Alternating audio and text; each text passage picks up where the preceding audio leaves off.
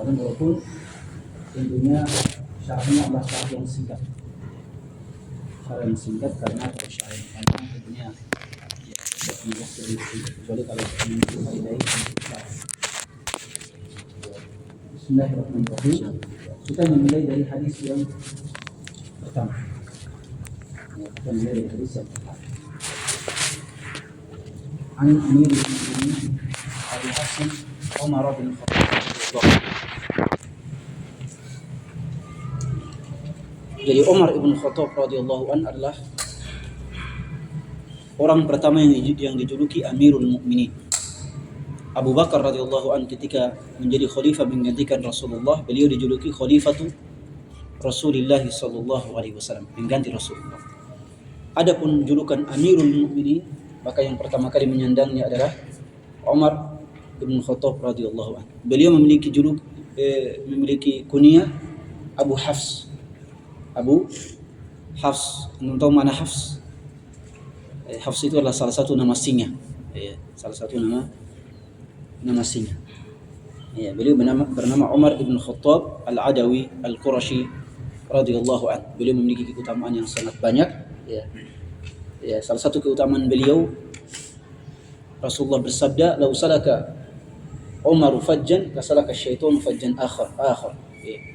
Kalau seandainya itu Umar berjalan menyusuri suatu lembah, maka setan itu takut menemui Umar.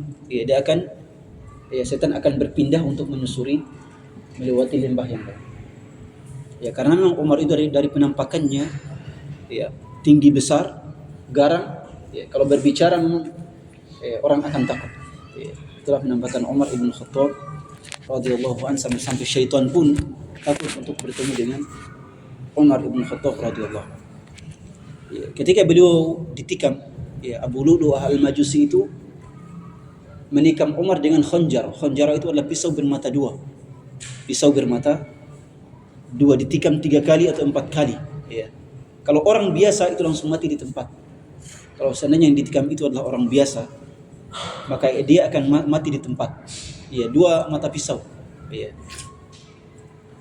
Tapi yang ditikam adalah Umar radhiyallahu an. Ketika ditikam beliau meninggal sampai 3 hari. Beliau tetap bertahan sampai 3 hari baru beliau meninggal. Itulah Umar ibn Khattab radhiyallahu an. Beliau memiliki keutamaan yang sangat besar. Beliau adalah ahadul mubasysyirina bil jannah. Dan juga beliau adalah salah satu 4 sahabat Rasulullah yang paling utama. Abu Bakar, Umar, Utsman, Ali radhiyallahu taala. Beliau memiliki putra Abdullah ibn Umar yang juga perawi hadis, kan Abi Abdurrahman Abdullah ibn Umar. Beliau memiliki putri yang bernama Hafsah, dan Hafsah inilah yang menjadi istri Rasulullah sallallahu alaihi wasallam. Inilah beliau Umar. Jadi kisah beliau, biografi beliau silakan baca sendiri. Sangatlah panjang. Kita cuma memberikan beberapa informasi tentang beliau. Qala sami'tu Rasulullah sallallahu alaihi wasallam yaqul. Saya mendengar Rasulullah sallallahu alaihi wasallam bersabda, "Innamal a'malu binniyat." Innamal a'malu binniyat. Innama ini dalam bahasa Arab itu merupakan alat atau kalimat pembatas. Kalau bahasa kita, amalan itu hanya tergantung pada niat. Amalan itu hanya dibatasi oleh niat. Seluruh amalan. Innamal a'malu binniyat. Amalan itu tergantung atau dibatasi oleh niat-niat yang menyertai.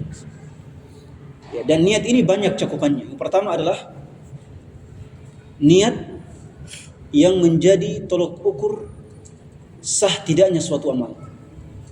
ada niat yang menjadi tolok ukur sah tidaknya suatu amalan. Ini terbagi dua. Yang pertama, niat yang menjadi tolok ukur sah tidaknya suatu amalan. Ini terbagi dua. Yang pertama, niat yang membedakan antara ibadah yang satu dengan ibadah yang lain. Niat yang membedakan antara ibadah yang satu dengan ibadah yang lain. Niat yang membedakan antara sholat zuhur dengan sholat asar. Kalau Anda sholat asar tapi niatnya sholat zuhur, itu amalannya tidak sah. Amalannya tidak sah. Ketika Anda mau sholat asar, Anda harus niatkan bahwa sholat ini adalah sholat asar. Tapi kalau Anda niatkan sholat zuhur, maka ini amalannya tidak sah. Jenis yang kedua adalah niat yang membedakan antara ibadah dengan amalan biasa, amalan rutinitas biasa. Contohnya apa? Contohnya mandi wajib misalnya. Contohnya mandi wajib. Kalau antum mandi wajib tapi niatnya cuma mandi biasa, itu tidak sah mandi wajibnya. Harus ketika mandi wajib memang niatnya saya ini mandi wajib. Ya, membedakan antara ibadah dengan rutinitas mandi biasa. Ya, rutinitas biasa seperti mandi wajib dengan mandi biasa. Jelas ya? Membedakan antara niat berwudu dengan niat cuma mencuci tangan dan mencuci muka. Itu harus dibedakan. Kalau tidak dibedakan, tidak berniat ketika berwudu dan tidak berniat ketika mandi wajib, maka wudu dan mandi wajibnya tidak sah. Ya. Itu jenis niat yang pertama yang terbagi pada dua, yang menjadi penentu sah tidaknya suatu amalan. Ya. Jenis niat yang kedua adalah niat yang menjadi tolok ukur diterimanya suatu amalan, diterima atau tidaknya suatu amalan. Niat yang menjadi tolok ukur diterima atau tidaknya suatu amalan. Karena amalan itu kadang sah tapi tidak diterima oleh Allah. Ada orang yang sholat tapi niatnya riya. Sholatnya sah, tidak perlu diqadha, tidak perlu diganti. Tapi apakah sholatnya diterima? Tidak diterima. Jadi yang kedua ini adalah niat yang menjadi tolok ukur penentu diterimanya suatu amalan atau tidak. Ya, dan ini niat karena Allah. Kita sholat karena Allah. Kalau kita sholat karena riya, maka itu langsung tertolak. Ya, jelas ya? Ya, kita bersedekah karena riya, langsung ya, itu tidak boleh, itu langsung tertolak. Ya, dan niat jenis ini para ulama membaginya beberapa jenis. Yang pertama adalah kalau seandainya asal niatnya adalah ikhlas, ketika antum mulai sholat Allah ikhlas. Ya, Allah. Tiba-tiba di tengah sholat ada calon mertua datang. Ya. Ya. Ada calon mertua datang. Langsung, ada ria, ada sedikit ria. Ya. Ada sedikit ria. Ya. Kalau ada sedikit ria, maka kalau seandainya ria itu terus berlanjut sampai selesai sholat, maka sholatnya tidak diterima. Sholatnya tidak diterima. Sah sholatnya tapi tidak diterima sholatnya, tidak berpahala. Jelas ya? Tapi kalau seandainya Allahu Akbar, dia datang orang kemudian muncul riya, tapi kemudian riya itu dilawan, dihilangkan, sehingga kembali lagi ikhlas karena Allah, maka salatnya tetap sah. Ini dikatakan oleh para ulama. Kemudian kalau seandainya sejak awal sudah riya memang ini tidak sah. Ya, sejak awal sudah riya memang salatnya karena mau riya, dipuji oleh orang, ya. Maka ini tidak sah dari awal, tidak sah. Jelas ya? Ya. Itu yang kedua. Yang ketiga, niat yang menjadi tolok ukur atau penentu berpahalanya suatu amalan atau tidak. Ini pada amalan-amalan mubah. Ini pada amalan-amalan mubah. Ketika Anda makan berpahala atau tidak? Tidak, karena makan itu mubah. Ketika Anda tidur berpahala atau tidak? Tidak. Tapi dia bisa berpahala kalau diniatkan.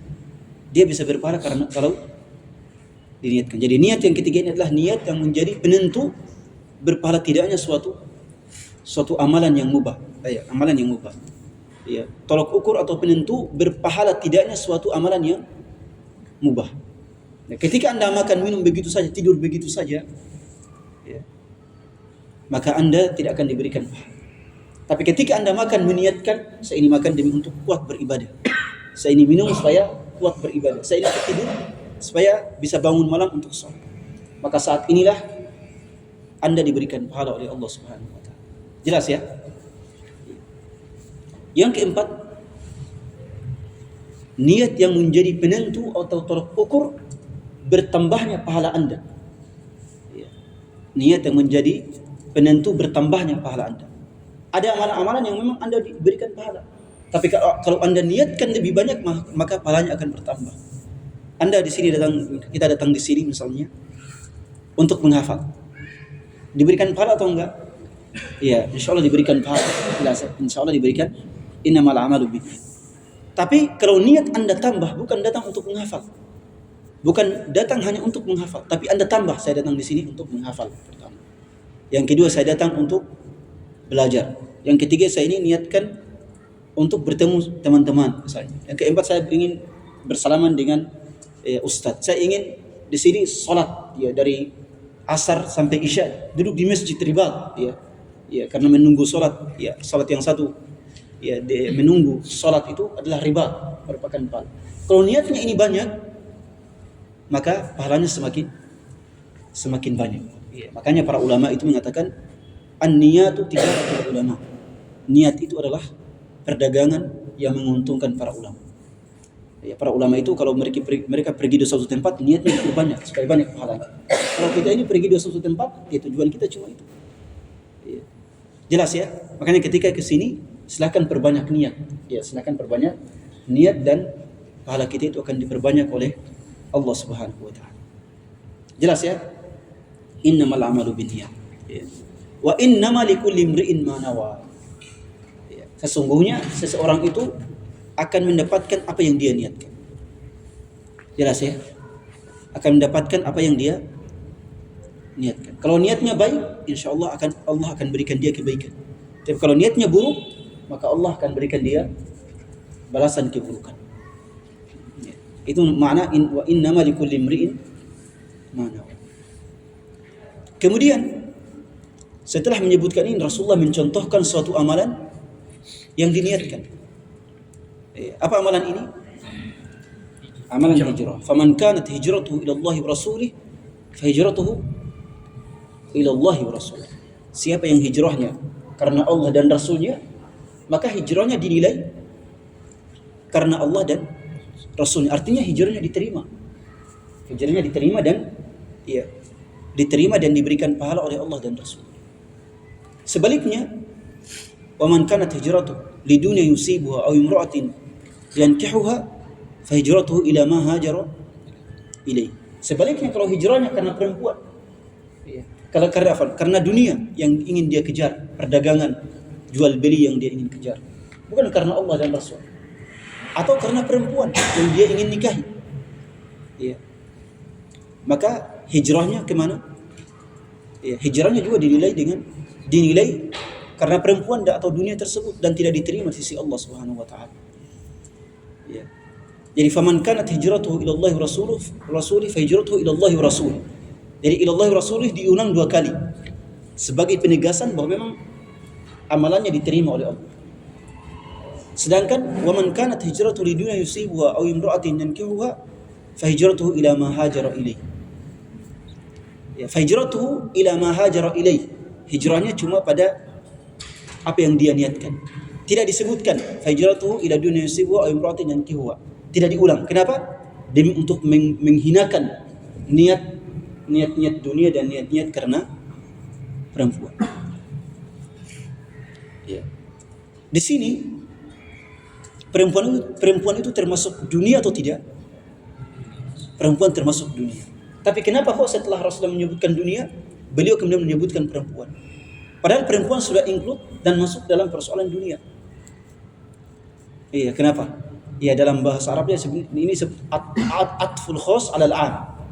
Ya, dunia kata yang umum, kemudian ditambahkan kata yang khusus, bagian dari yang umum, bagian dari dunia yang umum itu adalah perempuan. Kenapa? Oh ya, karena memang fitnah perempuan ini ya sangatlah besar bahayanya bagi umat manusia. Ya. Rasulullah bersabda dalam hadis sahih, ya, "Ma taraktu fitnatan adarra 'ala ar-rijali minan nisa." Ya. Kata Rasul, saya tidak pernah meninggalkan saya tidak pernah sepeninggalku tidak ada fitnah yang lebih berbahaya pada laki-laki selain dari fitnah perempuan. Ya, ini sangat luar biasa pada zaman sekarang. Ya. Kita buka Facebook, perempuan lagi, ya Allah. Ya. Instagram apalagi, TikTok apalagi. Ya. Itu masih apalagi di dunia nyata. Ya. Makanya kita semua memang Rasulullah memang takkid dalam hadis ini. Rasulullah memang tegaskan dalam hadis ini dan dalam hadis-hadis yang lain. Ya. Hadis ini, ikhwas sekalian, merupakan hadis yang sangat luar biasa terkait dengan niat. Al-Imam Asy-Syafi'i mengatakan hadis ini thuluthul ilm. Hadis ini apa thuluthul din atau thuluthul ilm. Hadis ini merupakan hadis yang mencakup sepertiga agama ini. Karena agama ini kan ada tiga, niat, kemudian amalan, dan ucapan. Hadis innamal a'malu binniyat itu mencakup seluruh niat seorang hamba. Lantaran urgennya hadis ini juga Abdurrahman ibnu Mahdi mengatakan, "Lau sannaftul abwab la ja'altu haditha Umar fi kulli bab." Kata beliau, kalau saya membuat sebuah buku, maka saya akan menempatkan hadis Umar innamal a'malu binniyat ini di setiap awal bab dari buku tersebut. Ya, lantaran urgensi dari hadis ini. Beliau juga mengatakan, "Man arada an yusannifa kitaban falyabda bi hadithi al-a'malu binniyat." Kata beliau, siapa yang ingin menyusun sebuah buku, maka hendaknya mengawali bukunya dengan hadis innamal a'malu binniyat. Lantaran urgennya itu niat. Lantaran urgennya itu niat. Ya. Makanya Al-Imam Al-Bukhari mengawali kitab sahihnya dengan hadis ini. Al-Imam Al-Bukhari mengawali kitab sahihnya dengan hadis innamal a'malu binniyat. Ya. Dan juga beberapa ulama seperti Umdatul Ahkam, ya, seperti Umdatul Ahkam karya Abdul Ghani Al-Maqdisi rahimahullah juga diawali dengan hadis innamal a'malu binniyat. Ya. Hadis ini rawahu imama al-muhadditsin. Ya. Ya, diriwayatkan dua orang imam ahli hadis. Ya. Rawahu imama. Ya, imama artinya dua di situ. Iya, bukan imama, bukan. Imama al-muhadditsin. Iya. Dua imamnya ahli hadis. Siapa mereka? Mereka adalah guru dan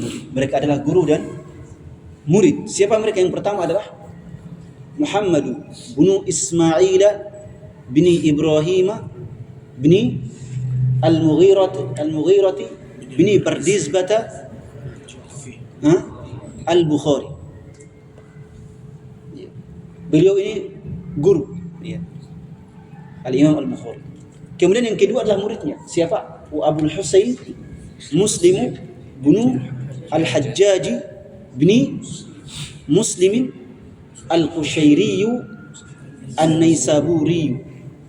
Ya. Jadi Imam Muslim itu muridnya Al-Imam Al-Bukhari. Dua-duanya memiliki kitab As-Sahih. Yang Al-Bukhari memiliki kitab Sahih Al-Bukhari, Al-Imam Muslim memiliki kitab Sahih Muslim. Fi sahihaihima. Mereka meriwayatkan hadis ini dalam kitab sahih keduanya. Al-Bukhari meriwayatkannya dalam kitab Sahih Al-Bukhari, Al-Imam Muslim meriwayatkannya dalam kitab Sahih Muslim. Fi sahihaihima, dalam kitab sahih keduanya. Alladaini huma as-sahul kutubil musannafah. Yang dua kitab sahih ini merupakan kitab yang paling sahih, yang disusun dalam dalam kalangan umat Islam, bahkan di seluruh dunia. Kitab yang paling sahih adalah kitabnya Al-Imam Al-Bukhari, Sahih Al-Bukhari, dan kitabnya Al-Imam Muslim, Sahih Al-Imam Muslim. Jadi ini kitab yang paling sahih setelah Al-Qur'anul Karim. Ya. Kemudian kita berpindah pada hadis yang kedua. Wa an Umar radhiyallahu anhu aidan. Wa an Umar radhiyallahu anhu aidan. Ya. Beliau mengatakan bainama nahnu inda Rasulillah sallallahu alaihi wasallam dzata yaum. Suatu hari kami bersama Rasulullah sallallahu alaihi wasallam. Ya, dalam lafaz hadis yang lain, bainama nahnu julusun inda Rasulillah, ketika kami sedang duduk bersama Rasulullah pada suatu hari, idh tala alaina rajulun, tiba-tiba datang seorang laki-laki. Kita tidak tahu dari mana asalnya laki-laki ini. Biasanya para sahabat duduk dalam masjid bersama Rasulullah seperti ini. Tiba-tiba muncul laki-laki, mereka enggak tahu ini laki-laki dari mana asalnya. Tiba-tiba muncul. Ya, apakah dari luar masjid, apakah dari mana ya? Laki-laki ini penampakannya syadidu bayadis thiyab, pakaiannya sangat putih. Syadidu sawadis sya'ri, rambutnya sangat hitam dan sangat rapi. La yura alaihi atharus safar, tidak ada tanda-tanda bahwa orang ini sedang melakukan perjalanan dari tempat yang sangat jauh. Kenapa? Karena kalau dia melakukan perjalanan jauh, maka rambutnya akan acak-acakan dan penuh debu. Ya, orang pada zaman dulu kan ya perjalanannya melewati padang pasir, ya. Dan pasti rambutnya berdebu dan acak-acakan. Pakaiannya tidak mungkin putih bersih. Pakaiannya pasti ada kotornya kalau zaman dulu. Ya. Jadi mereka bingung, ini orang ini kalau dia berasal dari luar Madinah, dari tempat jauh, pakaiannya pasti acak-acakan, rambutnya pasti acak-acakan dan akan berdebu. Tapi kalau dia berasal dari dalam Madinah, kok tidak ada yang mengenalnya dari kami? Kami semua ini duduk bersama Rasul berasal dari dalam kota Madinah, tapi kok tidak ada yang mengenalnya di antara kami? Ya. Maka para sahabat keheranan. Ya, dari mana asalnya orang ini? Ya, sebagai tambahan, para sahabat itu ada 3 lapisan. Para sahabat itu ada 3 lapisan.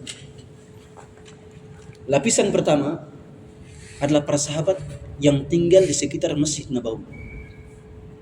Mereka ini sholat 5 waktu bersama Rasulullah, hidup bersama Rasulullah, dan mengetahui keseharian Rasulullah SAW. Dan lapisan ini yang paling dekat dengan Rasulullah, yang hidup bersama Rasulullah di kota Madinah. Lapisan kedua adalah para sahabat yang tinggal di pinggiran kota Madinah. Para sahabat yang tinggal di pinggiran kota Madinah, para petani, para peternak yang tinggal di pemburu, sekitar di pinggiran kota Madinah. Ini lapisan kedua. Mereka ini tidak bertemu Rasul tiap hari, tiap salat, tapi bertemu Rasul tiap hari Jumat. Ketika Jumat mereka mendatangi Masjid Nabawi dan bertemu Rasul. Lapisan ketiga adalah kalangan para sahabat yang berasal dari Arab Badui. Ini yang berasal dari Arab Badui ini kadang bertemu dengan Rasul sekali sebulan, 2 kali dalam 6 bulan, 2 kali dalam setahun. Itu para sahabat yang berasal dari Arab Badui atau berasal dari tempat yang jauh, misalnya di Yaman, dan di tempat-tempat yang lain. Jelas ya? Iya, jelas. Dan biasanya yang duduk bersama Rasul adalah orang-orang yang berasal dari berasal dari tempat dari orang para sahabat yang tinggal di sekitar Masjid Nabawi, dan juga sebagian dari sahabat yang tinggal di pinggiran Masjid Nabawi. Orang yang datang ini pakaiannya putih bersih, rambutnya rapi dan hitam sekali, habis disemir. Maka mereka mengatakan tidak mungkin dia berasal dari tempat yang jauh. Kalau dia berasal dari tempat yang jauh, rambutnya akan acak-acakan, pakaiannya tidak akan bersih. Kemudian mereka mengatakan kalau dia berasal dari dalam Madinah, semua orang pasti mengenalnya. Tapi tidak ada yang mengenal. Maka mereka keheranan, siapa orang ini? Siapa orang ini? La ya'rifuhu minna ahad. Tidak ada yang mengenalnya. Seorang pun dari kami tidak ada yang mengenal. Hatta jalasa ila Nabi sallallahu alaihi wasallam. Sampai orang ini kemudian apa? Duduk membelah majelis langsung ke depan. Jadi seperti duduk seperti ini, dia datang dari belakang, langsung duduk masuk. Paham antum ya? Langsung masuk ke depan, duduk di hadapan Rasul seperti antum, dia duduk langsung di hadapan Rasul. Hatta jalasa, dia datang tanpa mungkin bersalam juga, tapi langsung ke depan, tidak ada izin dan sebagainya. Hatta jalasa ila Nabi sallallahu alaihi wasallam. Langsung duduk di hadapan Rasul. Fa asnada rukbatayhi ila rukbatayhi. Dia kemudian menyandarkan lututnya di hadapan lutut Rasulullah sallallahu alaihi wasallam. Jadi lututnya kalau di sini saling bertemu lutut. Ya, saling bertemu lutut. Ya. Ya, ini cara belajar yang paling bagus ini. Ya. Ya, saling bertemu lutut di depan. Ya. Ya, kalau belajar sendiri. Ya. Ya. Jadi fa asnada rukbatayhi ila rukbatayhi. Ya, saling bertemu lutut dengan Rasul. Wa wada'a kaffaihi ala fakhidai. Meletakkan kedua telapak tangannya di atas paha siapa? Paha Nabi atau pahanya sendiri? Ulama beda pendapat di sini. Ya, para ulama beda pendapat. Ya. Apakah orang ini meletakkan tangannya di paha Rasul atau meletakkan tangannya di pahanya sendiri? Ya. Karena di sini kaffaihi itu tidak jelas apakah kembali ke Rasul atau kembali ke dirinya sendiri. Jelas ya? Fa wada'a kaffaihi ala fakhidaihi. Ya.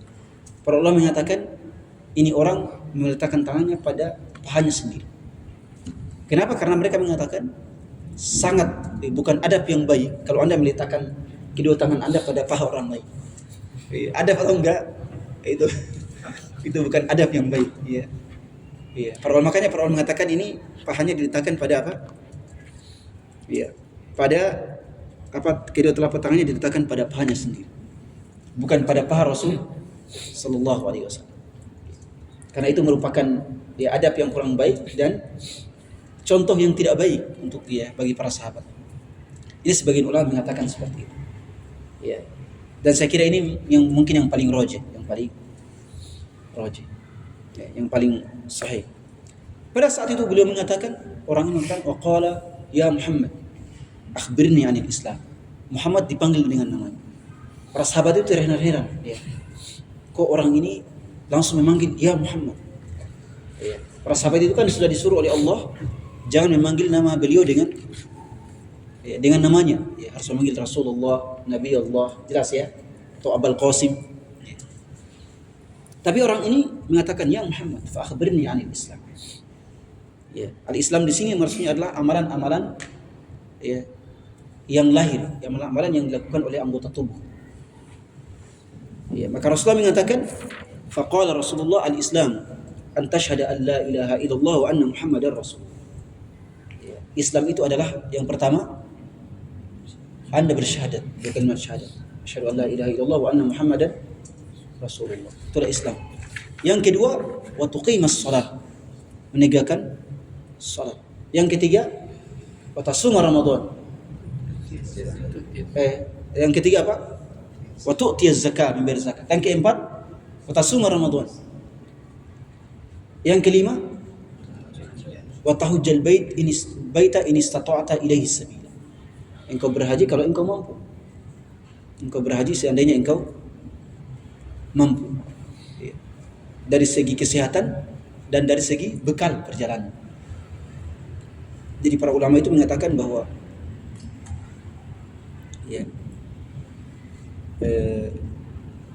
syarat kewajiban haji itu dua, az-zad war rahilah. Az-zad wa ar-rahilah. Bekal Anda selama perjalanan bisa disanggupi dan Anda bisa mengendarai kendaraan.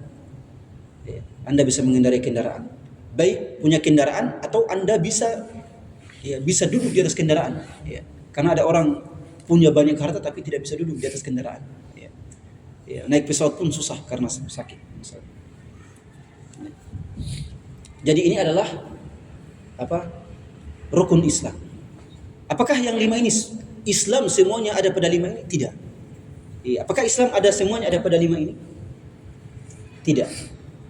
Islam itu luas. Tapi yang 5 ini adalah rukun yang menopang Islam ini. Yang menopang.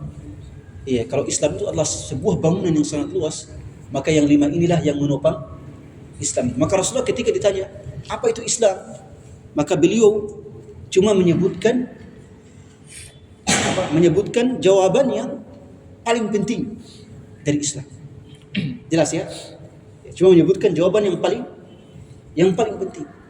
Tapi bukan berarti Islam itu cuma lima. Cuma lima ini, tidak. Islam itu agama yang sangat kamil ya, mencakup seluruh kehidupan. Udkhulu fis silmi kafah, seluruh kehidupan. Tapi Rasul menyebutkan apa? Menjawab dengan mana keislaman yang sangat urgen. Yaitu rukun Islam yang lima. Seperti sabda Rasul, al-hajju Arafah. Haji itu adalah apa? Wukuf di Arafah. Apakah haji itu cuma wukuf di Arafah? Tidak ya. Haji itu bisa ada mabit di Muzdalifah, mabit di Mina, melempar jamarat dan sebagainya. Tapi Rasul mengatakan haji itu adalah wukuf di Arafah, artinya wukuf di Arafah itu adalah amalan haji yang sangat urgen. Kemudian Umar mengatakan, qala sadaqta. Orang ini yang datang bertanya ini mengatakan, engkau benar wahai Rasul, wahai Muhammad. Fa'ajibna lahu yas'aluhu wa yusaddiqu. Maka Umar mengatakan, kami ini kemudian semakin terheran-heran. Tadi datang tanpa diketahui dari mana rimbanya ini orang. Kemudian datang memanggil Rasul dengan namanya. Langsung duduk di depan, memanggil Rasul dengan namanya, dan kemudian ketika bertanya malah seakan-akan sebagai penguji. Benar apa yang Anda jawab. Benar yang Anda jawab. Maka fa'ajibna lahu yas'aluhu wa yusaddiqu. Kami terheran-heran. Dia bertanya tapi malah dia mengoreksi. Dia membetulkan jawaban Rasul. Dalam keadaan demikian, dia kembali bertanya, qala fa akhbirni 'anil iman. Beritahukan kepadaku tentang apa itu iman. Iman yang di sini adalah terkait dengan amalan-amalan yang ada dalam hati kita, keyakinan. Maka Rasulullah bersabda, qala an tu'mina billahi wa malaikatihi wa kutubihi wa rusulihi wal yawmil akhir wa tu'mina bil qadari khairihi wa syarrihi. Menyebutkan rukun iman yang 6. Menyebutkan rukun iman yang 6. Beriman kepada Allah, kepada malaikat, kepada kitab-kitab Allah, kepada Rasul, kepada hari akhir, dan kepada takdir yang baik dan takdir yang buruk. Ini keyakinan. Apakah iman semuanya pada 6 perkara ini? Tidak. Iman itu cakupannya luas. Cakupannya sangatlah luas. Tapi yang 6 ini merupakan rukun iman. Kalau seandainya iman itu adalah sebuah bangunan, maka yang menopang iman itu dari bawah adalah 6 rukun ini. 6 rukun ini. Jelas ya? Makanya Rasulullah menjawabnya dengan jawaban yang paling urgen. Jangan jawaban yang paling urgen. Kalau seandainya dia menjelaskan tentang iman, maka satu hari pun tidak akan selesai. Kemudian dia bertanya lagi. Dia menjawab, qala sadaqta. Dia membenarkan lagi. Kemudian dia bertanya yang ketiga kali, fa akhbirni 'anil ihsan. Akhbirni 'anil ihsan. Ihsan di sini adalah, kalau bahasa kita kebaikan, kebajikan. Ihsan di sini yang dimaksud adalah yang mensinkronkan antara amalan anggota tubuh dengan amalan hati. Yang mensinkronkan antara iman dengan keislaman. Itulah apa? Ihsan. Maka dia adalah amalan yang paling tinggi, itu ihsan. Karena dia mensinkronkan antara amalan anggota tubuh kita dengan amalan keyakinan kita, hati kita. Jelas ya? Itulah ihsan. Maka dia mengatakan, fa akhbirni 'anil ihsan. Qala Rasulullah, qala an ta'budallaha ka'annaka tarah, fa in lam takun tarahu fa innahu yarak. Ini 2 rukun. Ihsan itu ada 2 rukun. An ta'budallaha ka'annaka tarah. Ini namanya rukun musyahadah. Rukun, para ulama mengatakannya rukun musyahadah. Engkau menyembah Allah seakan-akan engkau melihatnya. Bukan berarti melihatnya dengan mata kepala, melihatnya dengan hati. Memang ada Allah, saya sholat memang ada Allah di depan, saya melihatnya, ada Allah. Ini namanya maqam musyahadah. Maqam apa? Musyahadah, penyaksian. Derajat penyaksian bahwa kita menyaksikan Allah Subhanahu wa taala. Tapi bukan dengan mata kepala, tapi dengan apa? Dengan keyakinan hati bahwa kita menyaksikan Allah. Kemudian yang kedua, fa illam takun tarahu fa innahu yara. Kalau seandainya engkau tidak melihatnya, maka apa? Maka yakinlah bahwa dialah yang melihatmu. Ya. Ini dinamakan maqamul ikhlas. Maqam apa? Al-ikhlas yang kedua. Ya. Rukun pertama lebih tinggi dibandingkan yang kedua, tapi dua-duanya sangat utama. Maqamul ikhlas adalah apa? Kita beribadah seakan-akan Allah, ya, kita meyakini bahwa Allah melihat kita.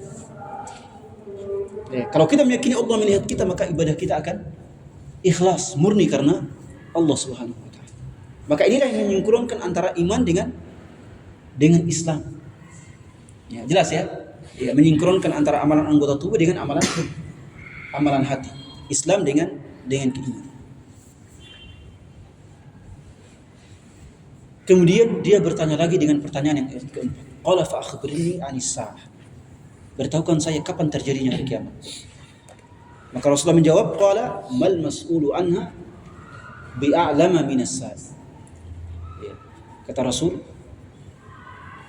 orang yang ditanya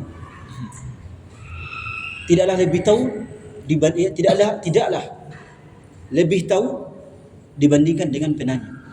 Artinya penanya dengan yang ditanya sama-sama tidak akan tahu apa itu kapan itu hari kiamat. Karena hari kiamat itu innama ilmuha inda rabbi la yujalliha liwaqtiha illa hu, dalam ayat Al-Qur'an. Ya, bahwa ilmu hari kiamat itu hanyalah diketahui oleh Allah. Para malaikat pun tidak tahu kapan hari kiamat. Jelas ya? Ya. Tidak ada yang mengetahui kapan terjadinya hari kiamat kecuali Allah. Para malaikat bahkan Jibril pun tidak tahu. Ya. Innama ilmuha inda rabbi. Ilmu tentang hari kiamat hanya pada Allah Subhanahu wa taala.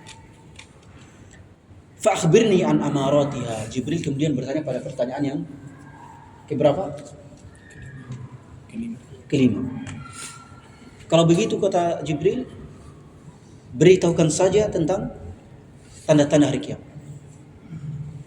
Maka Rasulullah mengatakan antalidal, ya. Rasulullah kemudian menjawab dengan dua jawaban. Ya, dua tanda hari kiamat. Yang pertama adalah antalidal amatu rabbataha. Seorang hamba saya perempuan melahirkan tuan. Seorang hamba saya perempuan melahirkan tuan. Ya, para ulama memiliki pandangan yang berbeda beragam maknanya terkait makna budak perempuan melahirkan tuan. Ya, pandangan yang beragam. Di antara pandangan ulama yang kuat adalah bahwa ya, ini sebagai pertanda bahwa umat Islam akan apa? Akan menyebar menguasai dunia. Ya, dan kemudian akan banyak tawanan, ya, banyak tawanan perempuan, ya. Kalau tawanan perempuan kan biasanya jadi budak, ya. Tawanan laki-laki atau perempuan biasanya jadi budak pada masa dahulu. Kemudian seorang tuan berhubungan dengan budaknya. Kan seorang tuan itu bisa menggauli budaknya, ya. Seorang tuan bisa menggauli budak. Ketika budak perempuan ini memiliki anak, maka anaknya itu mengikuti ayahnya yang merupakan orang merdeka. Sedangkan hamba saya ini tetap sebagai hamba saya. Akhirnya anak yang dia lahirkan dia juga jadikan sebagai tuan karena dia adalah anaknya tuannya. Ya, jelas ya? Ya. Saya kira jelas ya. Ada yang kurang jelas? Iya. Perkataan para ulama seperti itu. Ada juga yang mengatakan bahwa ya, makna hamba saya melahirkan tuannya adalah bahwa di akhir, ya, ketika dekat hari kiamat, para orang tua itu diperbudak oleh anak-anaknya sendiri. Ya, dan ini juga ada fenomenanya banyak, ya. Bagaimana orang tua diperbudak oleh anak-anaknya sendiri. Orang tua banting tulang 24 jam, tapi anak-anaknya cuma santai-santai. Ya. Ya, dan ini banyak terjadi, banyak terjadi. Ya. Jawaban yang kedua, wa antaral hufata al-urata al-alata ri'a asya'i tatawwaluna fil bunyan. Ya, yang kedua ini adalah apa? Anda akan melihat al-hufata. Al-hufata itu apa? Orang yang tidak beralas kaki, tidak memiliki sendal.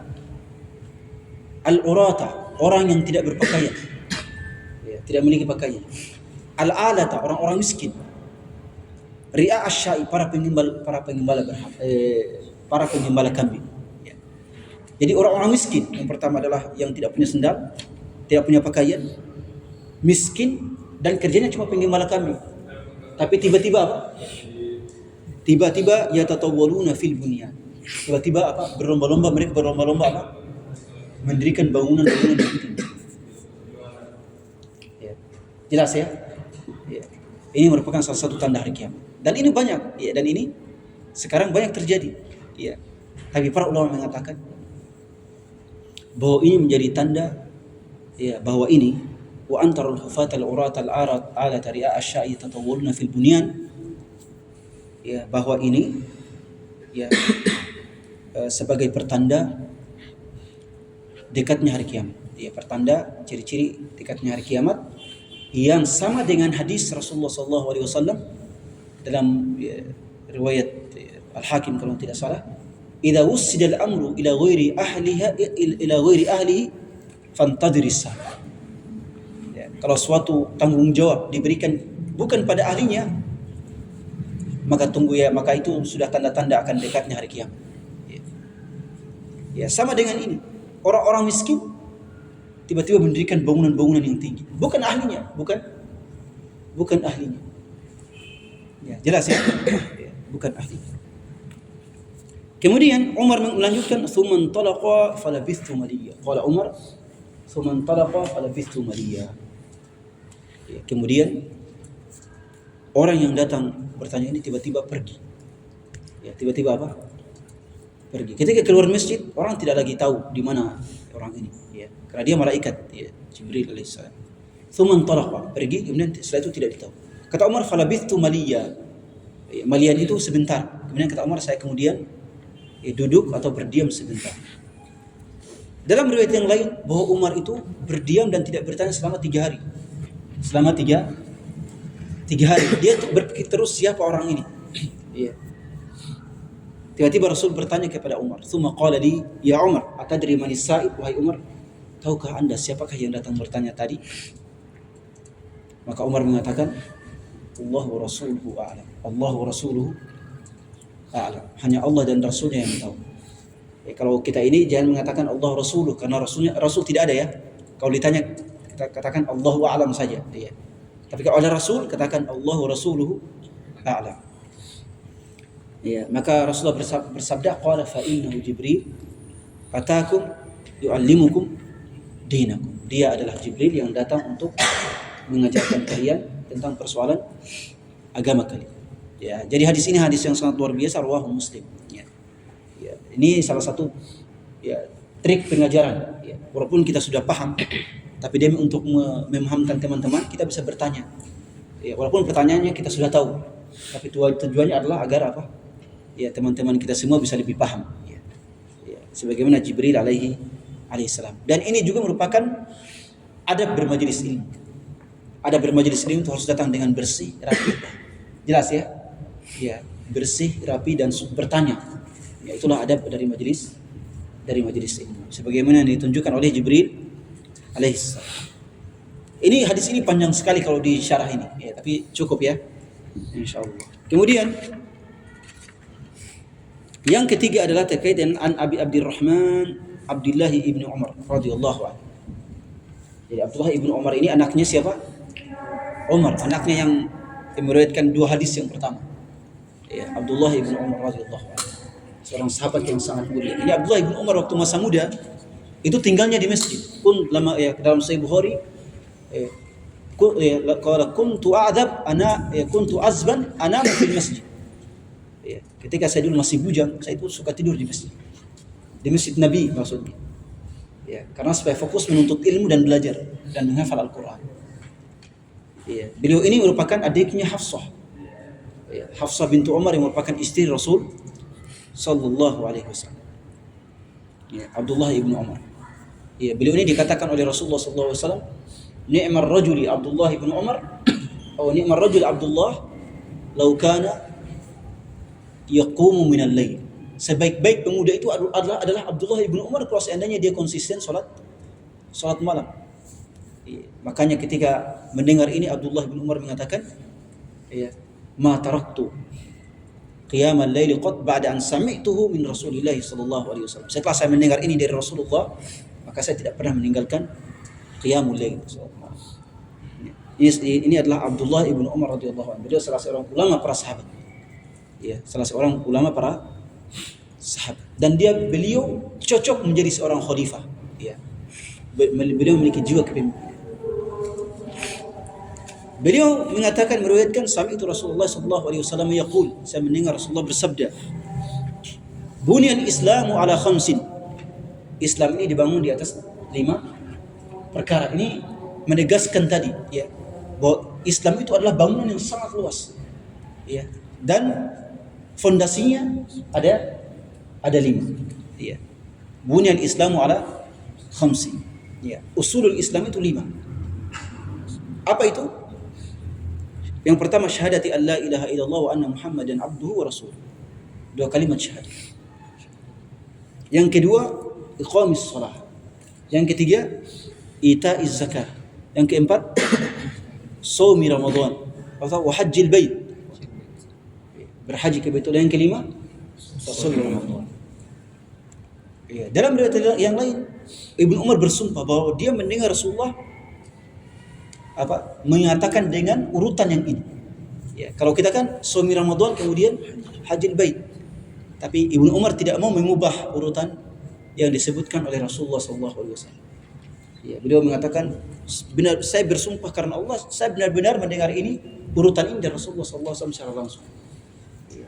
Padahal kan kalau kita kalau yang populer dalam hadis yang lain juga yang populer dalam Al-Quran, duluan apa? Shaumi Ramadan kemudian hajjil bait. Tapi karena Ibnu Umar mendengarnya hajjil bait dulu baru kemudian shaumi Ramadan, ya, maka ini ya beliau tidak mengubahnya. Ini menunjukkan bahwa para sahabat itu sangat ya hati-hati dalam menyampaikan sabda Rasulullah SAW. Mereka tidak mau mengubahnya. Bahkan kalau mereka ragu-ragu, maka mereka mengatakan au kama qala sallallahu alaihi wasallam. Ya, menyampaikan sebuah hadis tapi ragu-ragu apakah Rasulullah mengatakan ini atau tidak, maka mereka di akhirnya mengatakan apa? Atau seperti inilah ya sabda Rasulullah sallallahu alaihi wasallam. Ya, sebagai bentuk apa? Kehati-hatian. Ya, barakallahu fikum. Ya, saya kira ini tidak perlu dijelaskan lebih lanjut ya. Ya. Kemudian yang kedua adalah an Abi Abdurrahman Abdullah bin Mas'ud radhiyallahu anhu. Ya, Abdullah bin Mas'ud orang keenam yang masuk Islam. Orang keenam yang masuk Islam. Ya. Kalau Abdullah bin Umar itu besar seperti ayahnya, maka Abdullah bin Mas'ud itu kurus. Ya. Ya, kurus. Ya. Kalau ikhwah istiwa sudah sering saya sampaikan. Ya, Abdullah bin Mas'ud itu betisnya sangat kecil. Kalau jalan di jalanan, ya, itu seakan-akan betisnya ditiup oleh angin. Ya. Ya. Lantaran kecilnya betisnya. Ya, makanya dalam Musnad Ahmad dikisahkan ya, bahwa beliau disuruh oleh Rasul untuk naik ke atas pohon. Ya. Amar Nabi sallallahu alaihi wasallam Ibnu Mas'udin lias udah syajarat ya, Rasulullah memerintahkan Ibnu Mas'ud untuk naik ke atas, untuk mengambil sesuatu di atas pohon. Ya. Tiba-tiba para sahabat yang di bawah pohon melihat ke atas, dilihatlah betisnya Ibnu Mas'ud yang kurus. Ya. Maka mereka tertawa. Ya. Mereka tertawa terbahak-bahak, bukan tertawa ya, seperti kita semua kalau ada teman kita yang kurus sekali, kita lihat betisnya, ya tertawa terbahak-bahak. Maka Rasulullah mengatakan apa? Mimma tadhakun. Kenapa kalian tertawa, wahai para sahabat? Fa walladhi nafsi biyadihi ila rajul Ibnu Mas'udin athqalu 'inda Allah min jabal Uhud. Ya. Ya, kata Rasul, demi Allah yang jiwaku ada dalam genggamannya, itu kakinya Ibnu Mas'ud walaupun kurus begitu, cuma 2 kg, 3 kg, ya. Tapi itu lebih berat timbangannya dibandingkan gunung Uhud. Jadi sisi Allah lebih berat timbangannya dibandingkan dengan gunung Uhud. Gunung Uhud itu tingginya 1 km di atas permukaan laut, diameternya 7 kilo sampai 8 kilo. Dan semuanya batu, tidak ada tanahnya. Ya, semuanya batu, tidak ada tanahnya. Kira-kira berapa ton itu? Ya, kira-kira berapa ton beratnya gunung. Ya. Tapi betisnya Ibnu Mas'ud di sisi Allah lebih berat timbangannya dibandingkan dengan gunung. Di sini beliau mengatakan qala haddatsana Rasulullah wa as-sadiqul masduq. Rasulullah menceritakan kami, ya.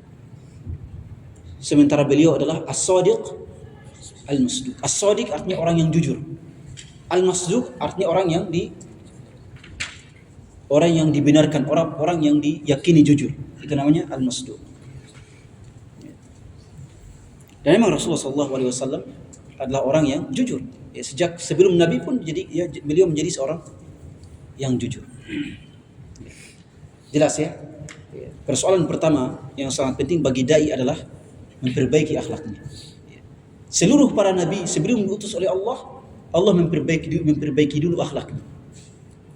Ya, makanya Nabi sebelum diutus menjadi nabi, beliau sudah dikenal sebagai As-Shadiqul Amin. Ya, di Mekah. Ya, ini urgensi dari akhlak yang mulia. Beliau mengatakan inna ahadakum yujma'u khalqu fi batni ummi 40 yawman. Ya, salah seorang di antara kamu itu penciptaannya ya, pada fase pertama 40 hari. Pada fase pertama adalah 40 hari. Dalam riwayat lain 40 yawman nutfatan.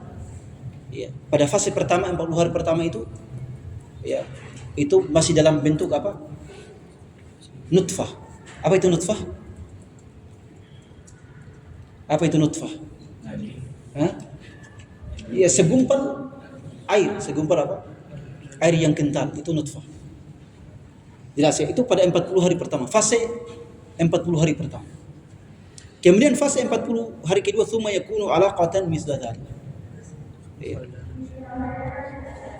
Fase 40 hari kedua itu namanya sudah berubah menjadi alaqah dalam kandungan ibu. Apa itu alaqah? Segumpal darah. Pada fase yang ketiga, 40 hari yang ketiga, thumma yakunu mudghatan misla dzalik. Kemudian menjadi segumpal daging misla dzalik, ini pada 40 hari yang ketiga. Jadi sebelum ditiupkan roh dalam janin ditiupkan roh, dia melewati 3 fase dalam 120 hari. Fase 40 hari pertama dia berupa nutfah, segumpal air yang kental. Kemudian fase yang kedua ya, dari 41 hari sampai 80 hari dia berupa segumpal darah. Fase yang ketiga dari 81 hari ke 81 sampai 120 dia berupa segumpal daging. Setelah itu terbentuk sebagai janin yang utuh. Ketika terbentuk ya 120 hari terbentuk sebagai janin yang utuh. 120 hari berapa bulan? 4 bulan. Ya, jadi 4 bulan itu janin sudah berbentuk. Ya. Di saat itulah kemudian Allah ya, kemudian apa? Tsumma yursalu ilaihil malak. Kemudian dikirimkan malaikat kepadanya. Ya, ke dalam kandungan. Ya. Fayanfukhu fihi ruh. Kemudian malaikat itu meniupkan roh ke dalam janin yang sudah berbentuk manusia tersebut. Ditiupkanlah roh. Wa yu'maru bi 4 kalimat. Kemudian malaikat itu diperintahkan untuk menulis 4 perkara. Apa saja? Bikat bi rizki, untuk menulis takdir rezekinya ini janin. Wa amalihi, apa saja amalnya yang akan dia lakukan di dunia. Wa ajalihi, ajalnya. Apakah dia berumur cuma 3 tahun, 4 tahun, 10 tahun, 50 tahun, dan seperti itu. Wa syaqiyun aw sa'idu, apakah orang ini akan menjadi seorang yang sengsara di dunia akhirat atau menjadi seorang yang bahagia di dunia akhirat. Kemudian setelah itu Rasulullah bersabda, fawalladhi la ilaha ghairu. Ya, demi Tuhan yang tidak Tuhan selain. Inna ahadakum la ya'malu bi amali ahli jannah hatta ma yakunu bainahu wa bainaha illa dhira' fayasbiqu alaihi alkitab fayamalu bi amali ahli nari fayadkhuluha. Sesungguhnya salah seorang di antara kalian akan beramal dengan amalan penduduk surga, kelihatannya saleh, sampai-sampai antara dia dengan surga itu hanyalah sejarak sehasta ya, atau 1 siku ya. Tetapi takdirnya yang ditakdirkan oleh Allah bahwa dia ini adalah orang yang akan sengsara, maka dia pun mengamalkan amalan penduduk neraka, dan kemudian mati dalam keadaan mengamalkan penduduk neraka sehingga dia masuk ke dalam neraka. Waliyadu billah. Apakah adil atau tidak? Adil. Dalam riwayat yang lain, ya'malu bi amali ahlil jannah fima yabdu linnas. Jadi orang ini dia beramal dengan amalan penduduk surga menurut yang tampak oleh manusia. Jadi ketika dia sholat cuma rutinitas biasa, tapi hatinya penuh dengan penyakit.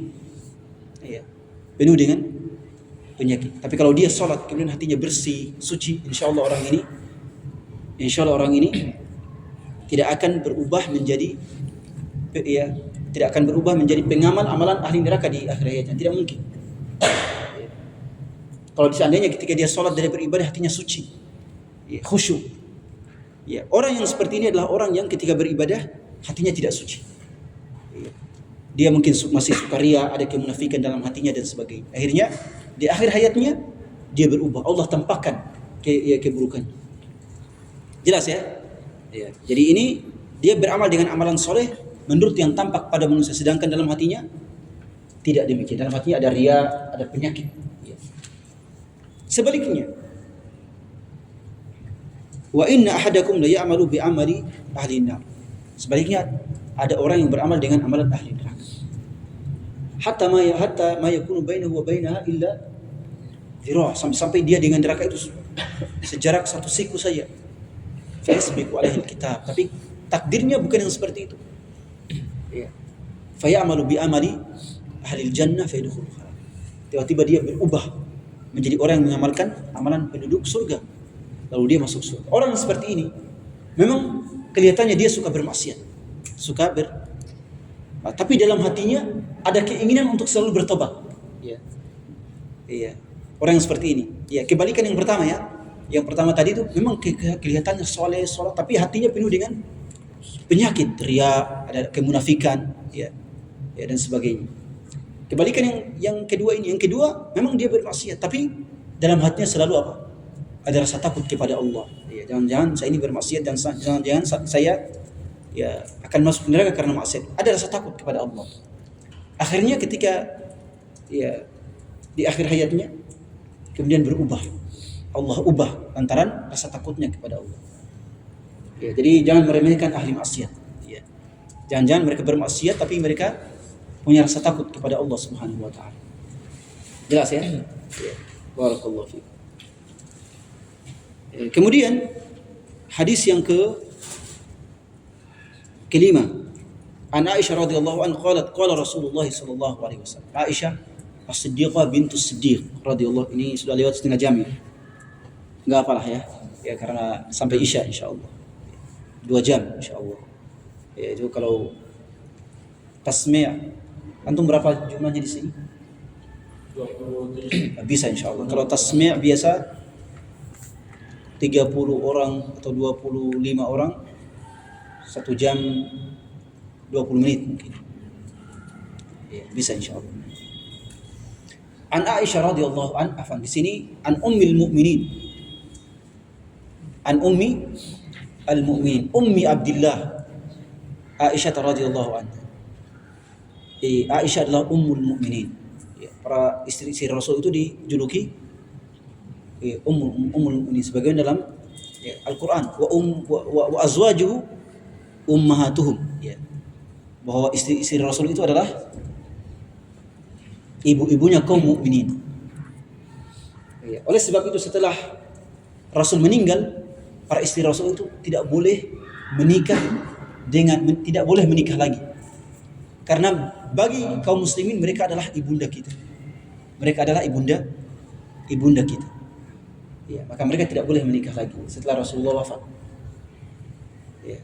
Ummi Abdullah. Jadi Aisyah itu kunyahnya adalah Ummu Abdullah. Dan Aisyah ini adalah salah seorang sahabat yang paling mulia. Ya. Para ulama berbeda pendapat. Siapa wanita yang paling mulia? Apakah Khadijah? Apakah Aisyah? Apakah Fatimah? 3 ini. Ya. Khadijah, Aisyah, Fatimah. Siapa yang paling mulia? Ya. Ya, para ulama mengatakan yang paling mulia adalah Khadijah. Ya, karena dia adalah wanita yang pertama masuk Islam, yang membantu Rasulullah di awal dakwah dan sebagainya. Tapi sebagian ulama mengatakan yang paling utama adalah Aisyah. Karena Aisyah itu adalah wanita umat Islam yang paling berilmu adalah Aisyah radhiyallahu anha. Tidak ada wanita Islam yang paling berilmu selain Aisyah radhiyallahu anha. Ada juga yang mengatakan yang paling utama adalah Fatimah. Ya, karena Fatimah itu adalah orang yang paling dicintai oleh Rasulullah SAW dan merupakan ahli ibadah. Ya, tiga ini ya pandangan para ulama. Siapa yang paling utama? Ya. Tetapi ya tentunya Aisyah juga memiliki keutamaan yang sangat besar. Rasulullah bersabda, "Wa fadlu Aisyata ala sa'irin nisa ka fadli ats-tsaridi ala sa'irit ta'am." Ya, keutamaan Aisyah dibandingkan dengan seluruh wanita adalah seperti keutamaan makanan sarid. Sarid itu adalah daging, ya, roti yang dicampur dengan daging. Itu dulu makanan yang paling mewahnya bangsa Arab. Ya, pada zaman dahulu. Ya. Kalau dibandingkan dengan makanan-makanan yang lain, maka makanan yang lain tidak ada apa-apanya. Ya, itulah keutamaan Aisyah dibandingkan dengan wanita-wanita yang lain. Rasulullah SAW tidaklah menikahi wanita perawan kecuali Aisyah. Seluruh istri-istri Rasul itu adalah janda kecuali Aisyah radhiyallahu anha. Ya, Az-Zarkashi rahimahullah taala mengatakan bahwa salah satu hikmahnya adalah kenapa Rasulullah cuma menikahi kenapa istri Rasulullah yang perawan itu cuma Aisyah. Beliau mengatakan apa? Beliau mengatakan ini semuanya demi keutamaan dan kemuliaan Aisyah radhiyallahu anha. Supaya tidak ada wanita lain yang menyamai Aisyah radhiyallahu anha. Jelas ya? Ya, supaya tidak ada wanita lain yang menyamai Aisyah radhiyallahu anha. Ya, karena dia satu-satunya wanita yang istri Rasul yang perawan. Ya, dan biasanya ya istilahnya kalau seorang memiliki istri yang banyak, kemudian satu perawan yang lainnya janda, biasanya yang perawan inilah yang paling dia cintai. Jelas ya? Ya, perawan inilah yang paling dia cintai. Ya. Ya, itulah Aisyah radhiyallahu anha. Ya, beliau adalah wanita yang sangat mulia dan ayahnya adalah manusia yang paling utama setelah para nabi dan rasul. Ya, ayahnya adalah manusia yang paling utama setelah nabi dan rasul. Ya. Beliau meriwayatkan bahwa Rasulullah SAW bersabda, qala Rasulullah SAW, "Man ahdatha fi amrina hadha ma laysa minhu fa huwa raddun." Siapa yang membuat perkara-perkara baru dalam amrina, dalam persoalan agama kami ini, amrina itu dalam persoalan agama, persoalan syariat yang bukan dari bagian dari agama itu, maka fahuwa raddun, maka perkara tersebut tertolak. Ya, jadi semua bid'ah itu tertolak. Rawahul Bukhari wa Muslim fi riwayatin li Muslim, "Man 'amila 'amalan laysa 'alaihi amruna fahuwa raddun." Siapa yang mengamalkan suatu amalan yang tidak ada sumbernya dalam agama, dalam syariat ini, maka amalan tersebut tertolak. Ya, tidak diterima oleh Allah Subhanahu wa taala. Nah, ini bahaya dari perbuatan bid'ah. Ini bahaya dari perbuatan bid'ah. Ya. Ya. Apakah ada bid'ah hasanah? Ya. Ada. Tapi dia dalam persoalan duniawi, Ya. Bid'ah itu dalam Islam, menurut pendapat yang rajih, bid'ah itu terbagi dua. Ada bid'ah yang haram dan ada bid'ah yang makruh. Ada bid'ah yang haram dan ada bid'ah yang makruh. Bid'ah yang haram adalah membuat ibadah-ibadah baru yang tidak ada dalam syariat Islam. Ya, itu namanya bid'ah yang haram. Kemudian bid'ah yang makruh adalah bid'ah yang makruh biasanya menambah-nambah. Ya. Kadang menambah. Ya. Membuat tambahan-tambahan. Ya. Misalnya antum berzikir harusnya 33 kali subhanallah, antum tambah lagi 35 kali. Ya, itu hukumnya makruh. Hukumnya makruh. Tapi kalau sudah dijadikan sebagai rutinitas, itu berubah menjadi bid'ah yang haram. Itu menjadi bid'ah yang haram. Tapi kalau sekali saja untuk tambah 35 makruh. Tapi kalau tambah itu sudah menjadi rutinitas antum. Tiap kali zikir 35, subhanallah 35, alhamdulillah 35, Allahu akbar 35. Kalau sudah menjadi rutinitas, itu menjadi apa? Menjadi bid'ah yang haram. Barakallah. Adapun bid'ah hasanah maka tidak ada. dalam agama, dalam persoalan agama itu tidak ada yang namanya bid'ah hasanah. Karena Rasul mengatakan kullu bid'atin dhalalah. Ya, dalam khutbatul hajah, innal hamdalillah nahmaduhu wa nasta'inuhu wa nastaghfiruh. Ya, sampai amma ba'd. Ya, fa inna asdaqal hadithi kitabullah wa khairul hadi hadi Muhammadin sallallahu alaihi wasallam wa syarrul umuri muhdatsatuha. Seburuk-buruk perkara adalah hal-hal yang dibuat-buat, perkara-perkara baru yang dibuat-buat. Wa kullu bid'atin wa kullu muhdatsatin bid'ah. Setiap yang perkara yang dibuat-buat adalah bid'ah. Wa kullu bid'atin dhalalah. Setiap bid'ah itu sesat, salah. Ya. Apakah ada bid'ah hasanah? Ya, dalam agama tidak ada. Bid'ah hasanah itu hanya ada dalam persoalan duniawi. Itu baru namanya bid'ah hasanah. Atau dalam persoalan sarana-sarana. Dalam persoalan sarana maka itu bisa ada namanya bid'ah hasanah. Tapi dalam persoalan agama tidak ada yang namanya bid'ah hasanah, karena semuanya bid'ah dalam agama itu tercela. Sekurang-kurangnya adalah makruh, sekurang-kurangnya adalah apa? Makruh. Ya, ini bisa dilihat dari ucapan Ibnu Taimiyah rahimahullahu taala bahwa bid'ah itu ada yang makruh, bid'ah itu ada yang makruh. Barakallahu fikum jazakumullahu khairan. Ya, tentunya ikhlas sekalian, ya inilah syarah singkat dari hadis ini. Ya, kalau disyarah lebih panjang ya mungkin ya memiliki waktu sangat panjang insyaallah. Barakallahu fikum. Ya, tapi tidak apa, semoga yang singkat ini ya bisa sedikit dipahami dan membuat kita semangat untuk terus ya memahami dan menghafal hadis-hadis Rasulullah sallallahu alaihi wasallam. Barakallahu fikum wa jazakumullahu khairan. Ya. Kita mulai. Syukran wa jazakallahu khairan kepada Ustaz kita telah berikan syarah singkat untuk 5 hadis pertama sampai hadis yang kelima. Selanjutnya sebelum kita memulai penyebutan hadis, kami sampaikan sedikit mengenai